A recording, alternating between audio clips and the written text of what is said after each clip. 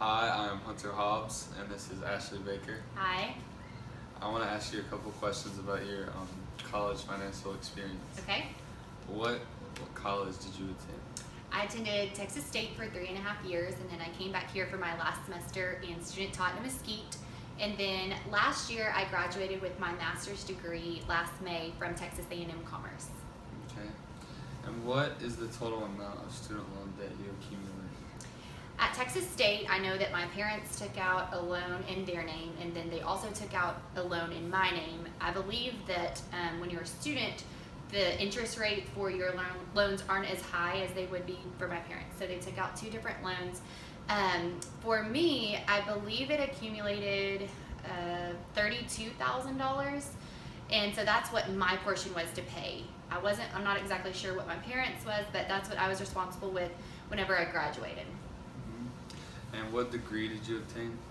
I have my undergraduate degree is in early childhood education, and then my master's degree is in educational administration.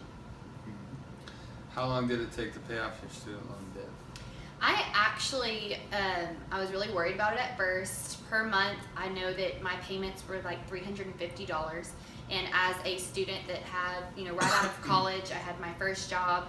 That was hard to make those payments. And then actually there was a program for people that are in public service, so like nurses, police officers, firemen, teachers, that I qualified for, and it's an income-based loan forgiveness program. So I actually qualified with what I make for my loans to be forgiven. So I pay a certain amount for 10 years, and then they're completely forgiven, and my amount's actually zero. So I went from paying $350 a month to paying nothing, and that $32,000 will be completely forgiven. Did your debt ever stop you from pursuing your dream? No, because I knew that for the career that I wanted, to be a teacher, that I had to go to college. It was the only option. I know several friends that ended up not going to school or dropping out of school because it did affect, their dreams. As far as getting my master's, I did know that I wanted to pay cash for that, and so we saved that. We waited until that was an option, just because when you have a young family, and we had just finished paying off my husband's student loans, we didn't want to take on paying student loans for a master's, so we did do that a little bit differently.